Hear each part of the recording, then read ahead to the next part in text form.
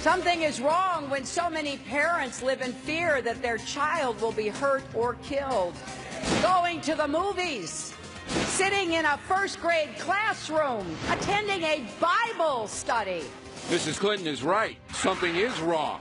But will she ever face up to the real problem of gun violence in America? We'll have a special report. These people are among the most dishonest people I've ever met, spoken to, done business with. Donald Trump, again, attacking the media, even as a new poll shows Americans agree with him. The fix is in. We'll debate it tonight.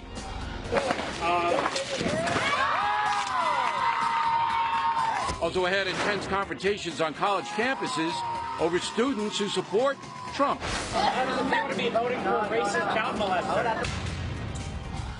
Caution. You are about to enter the no-spin zone.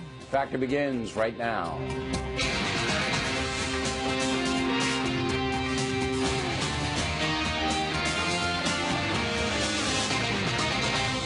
Hi, I'm Bill O'Reilly. Thanks for watching us tonight. Can the presidential candidates solve dangerous problems? That is the subject of this evening's Talking Points memo. With 5 days left in the campaign, both candidates are ramping up the rhetoric. I think it would be fair to say that both Trump and Clinton know what the problems are, but have mostly put forth general solutions. Here's a prime example. Speaking in Florida yesterday, Hillary Clinton spotlighted the danger that some young Americans face on the streets where they live. Mrs. Clinton apparently believing the gun threat is upending society. Something is wrong when young people just starting their lives are dying. Something is wrong when so many parents live in fear that their child will be hurt or killed. Going to the movies, sitting in a first-grade classroom, attending a Bible study. The list goes on. This has nothing to do with the Second Amendment and responsible gun owners.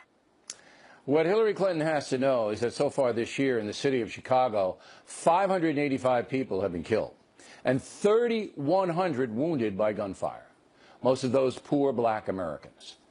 But the problem is not gun control.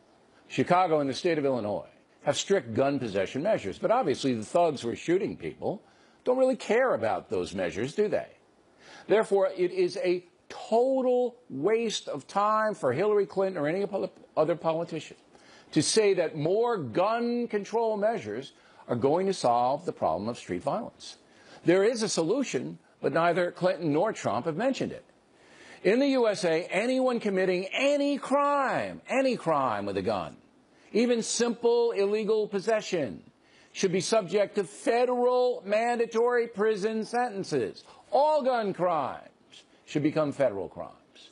That means that if cops in Chicago find a gang member or anybody else carrying an illegal weapon, they'll be prosecuted by a U.S. attorney. And if convicted, serve at least 5 years in a federal penitentiary. That way, American law enforcement everywhere can not only take guns off the streets, but people who illegally carry them and or use them to commit crimes. They're off the streets as well. And the upshot, pardon the pun, is that legal gun owners would be left alone. Now, that's a simple solution, but Hillary Clinton would never support it because she and many other liberals believe there are too many Americans in prison and we should be more understanding of criminal behavior. That mindset has led to carnage in cities like Chicago, Baltimore, and St. Louis. Talking Points does not know whether Donald Trump would support federalizing gun crimes, but he should. Mr. Trump has been endorsed by the NRA and says he will uphold the rights of Americans to defend themselves with firearms.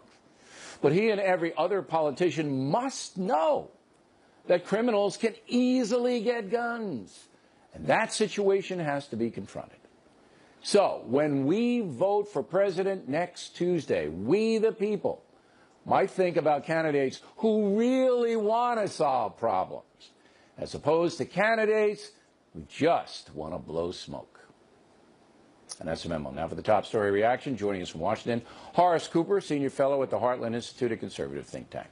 So do you resent people like Hillary Clinton speaking so generally about crime. We all know how horrendous it is in certain neighborhoods in the USA.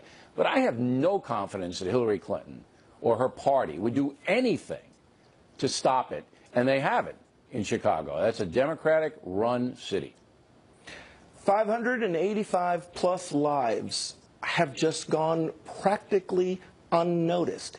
And in fact, if you listen carefully to the presentation that she made yesterday in Florida, it would appear that your greatest risk is while reading the Bible, while sitting in the classroom, or going to a movie. Anytime anybody is shot anywhere, it is tragic. But what is happening in too many cities, and now San Antonio, Texas just announced that they have set a 25-year record for the number of homicides and shootings that are taking place. When you start seeing this with such regularity, it is clear that she and progressives alike are ignoring these tragic deaths to pursue a wholly different agenda, an agenda that won't in any way minimize this continuing carnage from taking place. Right. And I think it's particularly bad in the black community. I haven't seen, though, in the Republican Party anybody call for the program that I just laid out. And again, I'm doing this so that people understand the difference between rhetoric, all right? See, the battle lines are liberal left, more gun control, more regulations, more everything. And on the right, nothing. Nothing. Free fire zone, carry permits for everybody, this and that. Both sides ignore the criminal element that are going to use guns to advance their narcotics dealing, to settle grudges. They're going to do it. Whether you're on the right or the left, they're going to do it. This gives law enforcement a powerful tool. If you are caught with an illegal gun, that's a 5 right there. And if you rob a 7-Eleven with the gun, that's a 5 on top of whatever you get for robbing a 7-Eleven. So I don't understand why both sides just don't say, you want to solve this problem? That's the way to do it. Well, we have an example of where this kind of scenario has actually worked. In the early 90s, we were experiencing an exhibited number, or high elevated number of carjackings, where people sitting at the stoplight, and the Congress of the United States responded by turning that crime, which was happening with too much frequency, into a federal crime. But there was an additional thing. Both the first Bush administration and the first Clinton administration issued directives to U.S. attorneys to prioritize these types of enforcement. Right. These things have a real effect because they raise the cost of criminality. That's right. The risk reward for the criminal. Now, that's a brilliant point, Mr. Cooper, and I had never even thought of it. That the carjacking epidemic that we saw was pretty much stopped in its tracks. In its tracks. And so was kidnapping, if you go way back to the Lindbergh baby, when the FBI said, okay, any kidnapping, we're going to deal with it. And the punishment is going to be heinous. So the kidnappings largely stopped in America as well. But the gun crime, this is an epidemic. We see it now. It's been going on for years. I don't believe Hillary Clinton can solve it if she gets elected. I don't even think she'll even try. Last word. Well, we absolutely need to start talking about the real kinds of solutions. One of the things that Donald Trump's urban initiative is looking more comprehensively at some of the problems that plague the community. The hopelessness that is caused by the unions and all of these other problems where our systems fail communities lead them to this elevated level of criminality. The left won't let us talk about the elevated level of criminality. No, they want to deflect it off into, they don't want guns, anybody to have guns, and that's their agenda. Mr. Cooper, we really appreciate your point of view. Thank you. Next on the rundown, Donald Trump speaking in Florida right at this moment. Do you want to see him? Do you want us to go out there? We could do it. It's like magic. I think we'll listen to him for a few minutes. Maybe he'll change his hat. Then later, we have a bevy of new presidential polling, some of it surprising. Up ahead. Go like a pro. Said, oh, that's Trump all the way. All right, there's Donald Trump speaking live in Pensacola. He's wrapping up his speech. So let's get down there for a second. Go. They did a poll of your area, and I'll tell you, we are through the roof. In fact, I have to be honest, my geniuses said, Mr. Trump, sir, don't come there. everyone's voting for you there. You don't need to go there. You've got their vote. I said, that's why I want to go there. Don't you want to reward people for being your friend, right? Don't go there. I want to go here. It's true. See, people forget, you know, one of those things. I want to be here. I think you people are amazing. You built this country, folks. You built this country. Just think about what we can accomplish in the first 100 days of a Trump administration. We're going to massively cut taxes for the working and middle-class Americans. Hillary is going to raise your taxes substantially, by the way. It's right there. We will eliminate every unnecessary job-killing regulation. We will cancel illegal, and, you know, it's crazy, the illegal Obama executive orders. They're all over the place. They're pretty bad. We will rebuild our military and take care of our great veterans. We are going to provide school choice and put an end to Common Core, bring our education local. We will support the great men and women of law enforcement. I met a lot of them backstage. We'll save our Second Amendment, which is totally under siege. Got to get out and vote. That's a big thing. The National Rifle Association gave me their earliest endorsement that they've ever given. And Wayne and Chris and all of the people there, I want to tell you, folks, people can dispute, people can argue, but they love this country. The National Rifle Association, and I know the top people, they love this country. They really do. They love the country. So just remember that. When people go after them, and, you know, so often, but they really do have a great love. And they want to appoint, and we're going to appoint, justices to the United States Supreme Court who will uphold and defend the Constitution of the United States. The time has come to cut our ties with the failed petty policies of the past. Hillary Clinton has been there for 30 years, and she's accomplished nothing. She's just made things worse. During our debate, she complained about my taxes. I said, Hillary, you were there. Change it. But she won't do that because all of her donors do the same thing as I do. So she's never going to do it.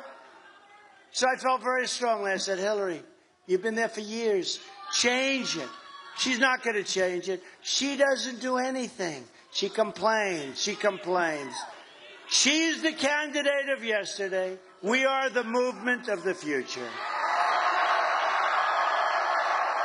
We're asking for the votes of Republicans, Democrats, Independents, and first-time voters, of which we have a lot of them, I'm telling you. We have a lot. All right, Donald Trump campaigning in Pensacola, Florida, the Panhandle, and Hillary Clinton later on in Arizona this evening. Now, we come back, we have some surprising new presidential polling, and we'll talk about it with Mike Huckabee. Then later, pro-Trump students being attacked at some major universities. Martha McCallum investigating that. Up ahead.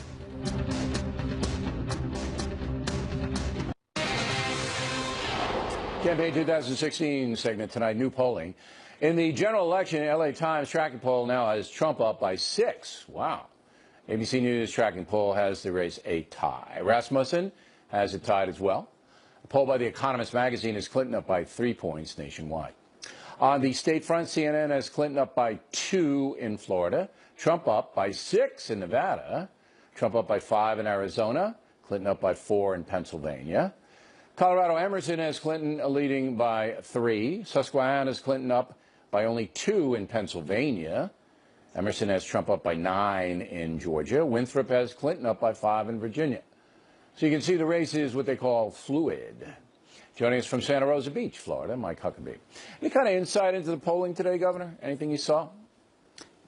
Well, there's a couple of things I think that are irrefutable. Number one, the polls have moved dramatically over the last week or 10 days, and they've all moved in the direction of giving Donald Trump the wind behind his back. That's just the way it is. And to be in that position this close to the election is a godsend for Donald Trump.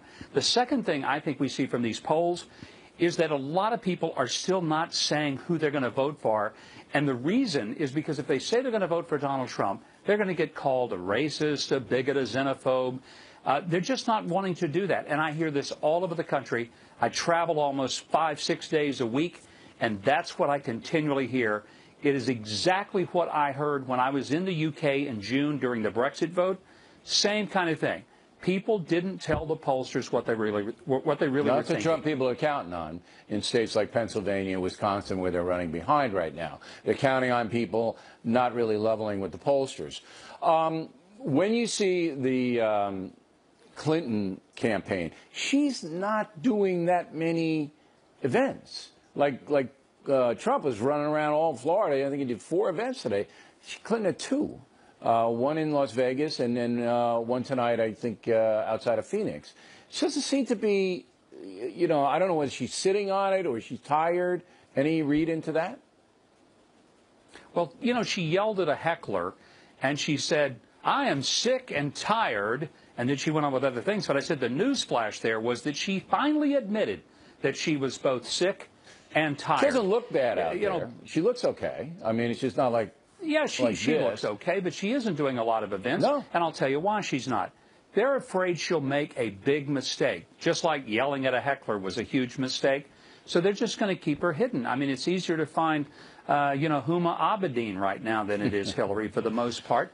But I don't know. She's pretty disciplined on the stump, though. She reads the teleprompter. She yells at Trump for not liking women, and then she goes home. I mean, it's and Trump does the standard speech too. You just heard him in Pensacola. I don't think it was anything new ground there. They both have their raps, and they're going to go to Tuesday rapping what they've said before.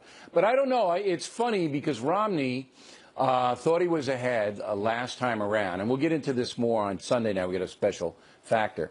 Romney thought he had it because he was up by 5 with about 6 days to go. And then he went underground. Romney went underground, disappeared. Nobody could find him. And then Sandy came in, the storm, and blew the politics off the front page. And then Romney woke up on Tuesday and got thumped because Obama was running around in a little president jacket giving Christie a hug on the beach with Sandy, and he was in the news. So I don't know if it's smart for the Clinton campaign to sit on it. She hasn't done any interviews. Have you seen her do any interviews with anybody? I haven't seen her do any interviews. No, she doesn't do any interviews. No. I haven't seen her been on the Factor. No. She's going to do an interview. She's going to do it with you, right? Well, she told me she would do it because she doesn't want to. And then she didn't keep her word. I don't. Well, Bill, one of the problems Hillary has is nobody trusts her. I mean, 11% of the American people say that she's honest and trustworthy. To compare that, the same poll found that 14% of Americans believe in Bigfoot. Now, that's what kind of trouble she's in. I want to trust her, though. Seriously? Governor. See, I wanted her to come in. I wanted her to keep her word, but she didn't. Real fast, Bret Baier is reporting that the FBI has a supersonic investigation into the Clinton Foundation. This is new information because it was like back and forth. Are they looking at it or are they not looking at it? Baier says they are looking at it hard, the feds. But this is not going to come to fruition. Neither is the email stuff that Comey put out last Friday by Election Day. It's just not. So that, if Clinton wins, opens the specter that you might have a inauguration with handcuffs on the wrist. I mean, she could be elected and then indicted. It's possible. It's possible. Look, the big difference between the Clintons and the Sopranos is that the Sopranos never left an email trail. Sooner or later, somebody in the Clinton orbit is going to get a music scholarship, and they're going to start singing to high heaven to the FBI. I don't know. Everybody's got immunity. They even gave me immunity. Well, I have immunity. Not if they in the lied, Bill. Thing. Not if they lied. So before, here's the deal. If they lied, they don't get immunity. It goes away. Their immunity deals are gone. Right. But remember who the Attorney General is. So I just want to make one thing clear on the Sopranos thing. So you're saying that Hillary Clinton's campaign is illegally lending money to people, and they have a condo in Jersey? I think it could be worse than that, Bill. It may be much worse. It may be worse. The fact is, how do you collect $153 million in speaking fees from 2001 till 13? That's pretty major. Yeah. You got to have a lot of good opening jokes, Governor, to get that kind of jack. We appreciate you coming on, as always. Thank you. Directly ahead, new polling says the media in the tank for Hillary Clinton. We'll give you the numbers on that.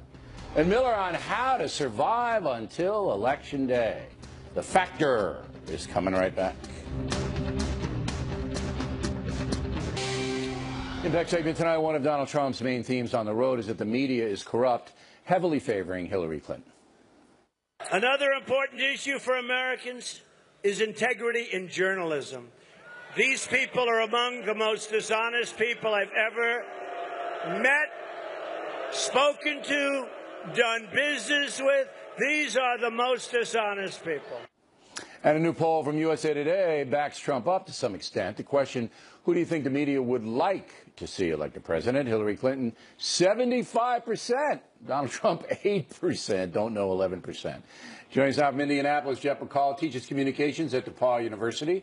Here in New York City, Merrill Brown, director of Montclair State University School of Communication. You surprised by that poll? That's a huge 75 to 8. Well, first of all, that's what people think. And the phrase liberal media is in everybody's vernacular these days. So I'm not surprised in the slightest. We know from past surveys that media vote liberal by and large. It's not at the 100% level. No surprise at all. But I'm surprised at the gap, 75 to 8, because if you ask the liberal pundits, they go, oh, no, no, no.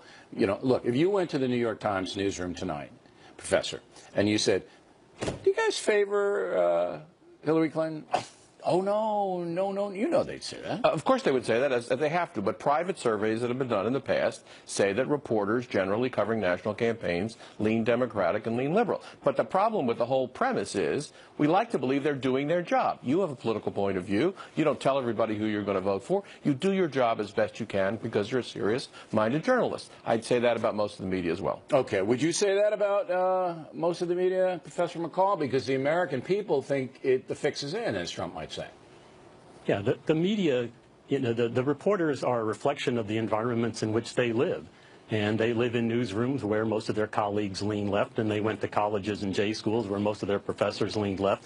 I find these poll results fascinating. By the way, it's worth pointing out that the USA Today poll you're talking about is supported by other polling that came out from Quinnipiac and from the Associated Press recently. So there's a consistency here in those poll results. And one thing that I find really fascinating about these poll results is that clearly a number of Hillary Clinton supporters agree that the media is tilting against Trump. Okay. Do you, based on your experience with alumni who have gone through DePauw's communication system and now work in the industry, do you believe that if you are a reporter and you are favoring Trump, say you in a conversation with someone and, you know, I really don't like Hillary Clinton, I might give Trump a go this time around. Do you believe that that would be held against you in some newsrooms in America? I would dare say that most right-leaning reporters in a newsroom probably wouldn't want to acknowledge that very much. Because they fear reprisal in their job? They would feel that they don't fit into the culture there. But one thing I think that's really important for us to keep in mind here is that fairness is a skill and that it can be taught. And one thing I talk about in my own classes is that however you feel particularly about a candidate or an issue or whatever you can be fair. Absolutely. I try to be fair to Hillary and Clinton. Provide balance. Yeah, I don't take cheap shots at her. I take her words and I analyze them. Do you feel, based on your Montclair University experience, that people working in the media are afraid almost to give balance because if they're perceived as being conservative or for Trump, they'll get hurt there. They'll get hurt in their job. I don't think that's the case at all. The leading reporter covering Donald Trump these days is a guy named Robert Costa at the Washington Post. Washington Post thought by some people in this institution and others to be liberal. His background is in the right-leaning press. He's well respected in that world. He covers Trump. People, his point of view is known. People acknowledge that. It's absolutely fine in the world we live in. What about the editor of the New York Times, Paquette, saying that at this point, fairness doesn't really matter because Trump's dangerous? Well, fairness always matters. I don't know that he exactly I mean, but said that's a signal, isn't that? Not a signal. It's a signal. And he had a particular critique about cable television, and I, to a certain extent, share that critique. Which is that cable television, in letting Donald Trump get an enormous amount of airtime in the period of the primaries, basically assured his visibility and gave him the nomination. But the other candidates could have done the same thing. They didn't want to. He's an effective user of the television platform, no question about it. Let me just, and I want you to comment on this, Professor McCall. I am the reigning largest audience getter in cable news. I can tell you, we wanted Kasich, we wanted Rubio, we wanted Jeb Bush. They wouldn't come on. Trump, he was in the hallway. I mean, he wanted to come on. He was smart. He took advantage. I would have put Hillary Clinton on every hour on the hour, but she doesn't want to do it. So I don't think you can blame Trump for taking what was offered to him. Not blaming Trump. I'm Right. saying the balance in... But there was no balance because they wouldn't show up. No, but there were rallies throughout campaign season, especially in the primary season, and his, because they were colorful and dramatic and drew audiences. That got might be a lots of legitimate attention. point. But personal appearances, the others did not take us up. Last word, Professor McCall. Well, I think the interesting thing about these surveys is that it shows that the public has enough gumption to sense the imbalance. And research from the Media Research Center proves that they're right. Oh, yeah. They came out with a study recently that showed that there are 9 negative Trump stories in network television for every 1 that is positive, and there are 2 negative stories about Trump for every 1 about Hillary Clinton. Now, I'm all in favor of giving both candidates real scrutiny and a rough ride, but I think there needs to be balance there, and there's plenty of stuff to cover about Hillary Clinton that's probably being glossed the over. stuff about Trump is more sensational, and always television will go to that. Gentlemen, good debate. Thank you very much. Plenty more as the factor moves along this evening. Miller on surviving the election. Then McCallum on some pro-Trump college students getting hammered. We hope you stay tuned for those reports. Years and counting. Thanks for staying with us. I'm Bill O'Reilly in the Miller Time segment tonight. Let's get right to the sage of Southern California. Joins us from Santa Barbara. It's 5 days left, Miller. Help me. Help me. I'm telling you. I don't know how much more I can take. Before we get to it, Billy, Yeah. before we get to it, I got to say that the concert dates with Jesse, you and I are doing great. I sent out an email blast today. It should help even more. Actually, it wasn't an email blast. I sent it to Hillary, our concert schedule, marked top secret confidential. So everybody will get it soon. Everybody will get it. WikiLeaks will have it like that. Well, I'm expecting to sell some tickets. Here's what I would tell people to do over the last 6 days. Don't say who you're voting for out loud, because I'm telling you, when Hillary is not sucking down riblets by the gross, drenched in hot sauce, or sleeping like a Kodiak bear, Big Sis is watching. Don't say out loud that you're not voting for her, or you're going to be in trouble. And if she's not watching, Uma's watching. And trust me, she's up all night nowadays. Now listen, it's the Christmas season coming up, Billy, and I want everybody to relax about this election and remember the season, and I have a seasonal song for you. May I sing it to you? Of course, Miller. On the 6th day out from Hillary, my true love gave to me 6 poles of faking, 5 golden strings being pulled, 4 females accusing Bubba, 3 plus 30,000 emails missing, 2 leaked on a Brazil debate questions, and a wiener in an incoming text. There you go. Miller, I think we need to get the album right away on however you get that these days. I'll be selling it in the lobby at the Waters Miller O'Reilly show. You know, I think you may have coined a phrase, big sis, if she gets elected. She's like our big sis. Well, I'm listening to 1984, and it struck me today that they play rough over there. And can I tell all our listeners, if you're not going to vote for her, like I said, don't say anything, because they deem that if you don't love and care like they do, they will destroy you. That's the odd irony. So use your head out there. And remember, get out there and vote, because the election is close enough now that Hillary can definitely hijack it. Okay, now you say that you've given up pretty much on the country ever coming back to its traditional grandeur. Yeah, but I don't mean it'll be a smoking hole in the map, No, but you vote because of the vets. You vote because of it'll be like Scandinavia. Yeah, it'll be like Scandinavia. It's cold over there. Have you been to Finland? I don't, global warming has not hit Finland. Very cold. No, it hasn't. But once again, this stuff's going to be jammed down your throat. And I'm telling you, if she wins next Tuesday and you wake up the next day, you don't want to be gang audited. Get your pod face on, because she is a soulless banshee, and she's coming for you. It's funny you mentioned. I was audited 3 times in Bill Clinton's presidency. 3 consecutive years I was audited. And they didn't find anything. I didn't have to pay anything because my accountant Swifty is under strict orders. Pay it. No matter what it is, pay it. All right? We're not at the Trump school of depreciation here. Listen, I don't depreciate the tie. Pay it. So, but the fourth time... You can suffer an audit, Billy, because you've sold 10,000 books since we started this interview today. Look, I pay my fair share. I know Bernie Sanders doesn't believe it, but Bernie just bought a house on Lake Champlain, and part of the reason he did was because of my tax money. All right? There you go. But the fourth year, I said to Swifty, if they audit us 4 years in a row, we're going to file a lawsuit. So I want the IRS to know that. And it's true. And we told him, he said, look, we don't mind being audited, but we're not going to be persecuted. So I hope what you're saying doesn't come true. When John Podesta is the chief of staff in 2 weeks, you're getting gang audited. He's like not a big fan of mine, Podesta. I don't think he likes me at all. Okay. But, you know, if he might not take the job, he might want to get back to his male modeling career on the runways of Milan. I know. It's not been the same over in Italy since he left. Dennis Miller, everybody. There he is. You can get that song on Netflix or someplace. I don't know where. And a reminder that the Spin Stops Here live tour that Miller mentioned, featuring Waters, Miller, and me next year. See everybody in Tulsa, Oklahoma, Friday, January 13th, Reading, Pennsylvania, next night, Saturday, January 14th. Then out to Omaha, Nebraska, Century League Arena, Friday, March 24th. Tacoma Dome, Washington State, Saturday, March 25th, wrapping it up the first half of the year. Westbury, Long Island, my home turf, June 17th. Tickets make tremendous gifts for Christmas and Hanukkah. Details on BillO'Reilly.com. Martha McCallum on deck, staying up late for us. Some pro-Trump college students under pressure. Martha, moments away.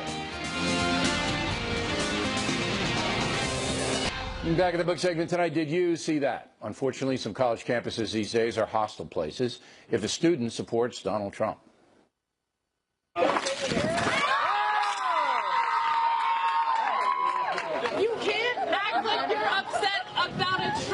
When you're supporting a fascist who supports destroying the environment. Yeah, if you want to. You can't. It's backwards. You make no sense. All right, here now to explain further, Fox News anchor Martha McCallum. That was Pitt, University of Pittsburgh. University of Pittsburgh. Yep. Yeah, I mean, it's a tough situation. If you want to be standing at the table with the Trump bumper stickers and the pins, they were right near another table of Hillary supporters. But you heard the crowd cheering and laughing as this kid is yelling epithets at the people at this table. This one woman was saying, you know, how can you be a woman and support Trump, yelling at this student? I mean, obviously they have every right to be there, but you see these kids clapping, and the language that they're throwing around is just atrocious. It's vitriolic. I wonder how widespread this is. Have there been any... We have definitely seen it on other campuses. Yeah. There was another story a while back about people who built a wall on campus, and then other people spray painted it and tore it down. There's a lot of vitriol out there for young students. And a lot of it comes from the top. We had a story the other night about DePaul University in Chicago, not DePaul, where we just had the journalism instructor, but DePaul, nation's largest Catholic college, wouldn't let the Republican Club put up a sign that said, unborn lives matter. Wouldn't let them put it up. And that, I think, that kind of message gets down, and almost all universities these days are run by people who are very left. Well, that's the problem. And the University of Pittsburgh put a statement out saying, you know, we really want everyone to respect each other in the final days of this election, especially this election, which does have a lot of people afraid to talk about the fact that they support Donald Trump in many cases. And these students claim they feel the university has handled it well. Nobody was reprimanded or disciplined, as far as we know. They say they keep disciplinary actions private, but clearly they know the students who did this because they're very evident on this cell phone video. Okay, now at NYU, which is a liberal university here in New York City, New York University, there was a professor who was supporting Trump, right? Yeah. And then did he get the boot, or what happened to him? You know, I mean, this guy says he claims he was booted from the classroom for his ideas. He is very anti-PC. He says safe spaces and trigger warnings are not PC. They are insane. He's written a lot about this. He writes about the 19th century, about secularism. Clearly, he has professors and other colleagues who are very unhappy that he's there. And he writes, academic freedom is great as long as you don't use it.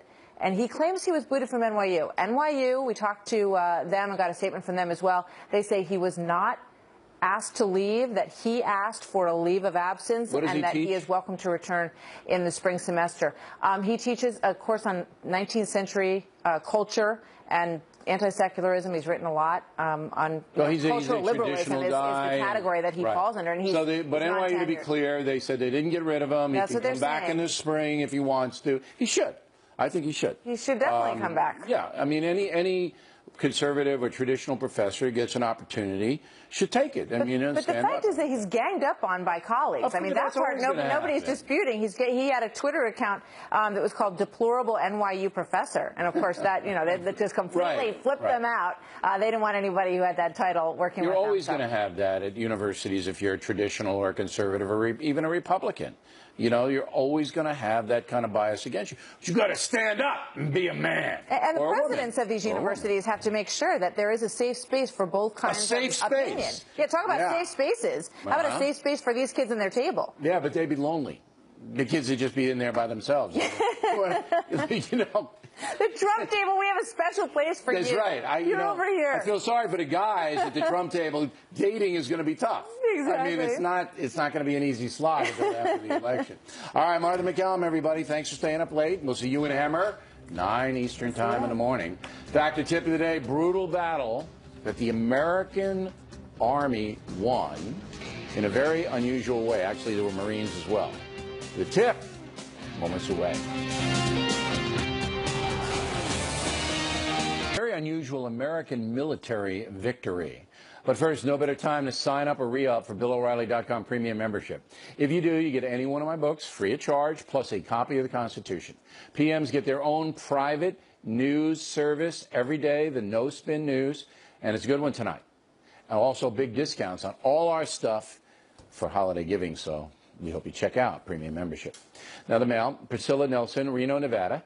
Bill, from a journalistic perspective, what was the purpose of hounding Governor Pence by asking if he thought Hillary Clinton is corrupt? Legitimate question in light of the polling shift after the FBI announced new tactics in the email investigation. Priscilla, it was a very pithy question.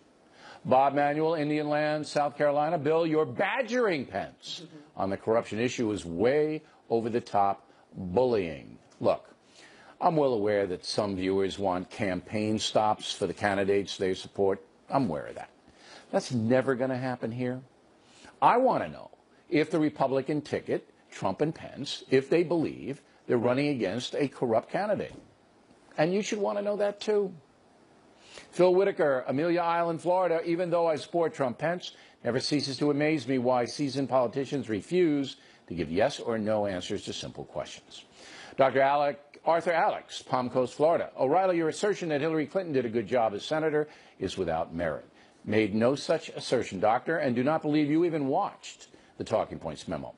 I said she did good work getting resources to New York after the 9/11 attack, which is true. Stay off the ideological website, sir. Bob Munson, Newbury Park, California. Come on, Bill. Dwight Eisenhower had no political experience when elected president. Good grief, Bob. He was a supreme Allied commander in World War II. Read Killing Patton if you want to know his political experience. Same goes for Generals Grant, Harrison, and Jackson. Catherine White, Wilmette, Illinois. Obama had less experience than Trump when he ran. False, Catherine. He was a senator.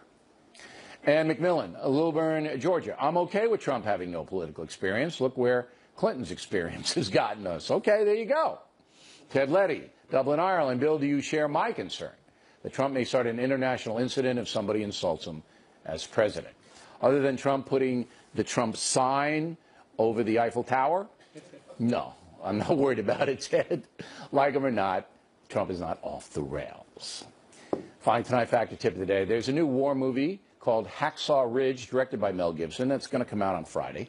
It has received a lot of advanced publicity. Very intense, I hear. Now, Martin Dugard and I know that because we write about the Battle of Okinawa in Killing the Rising Sun.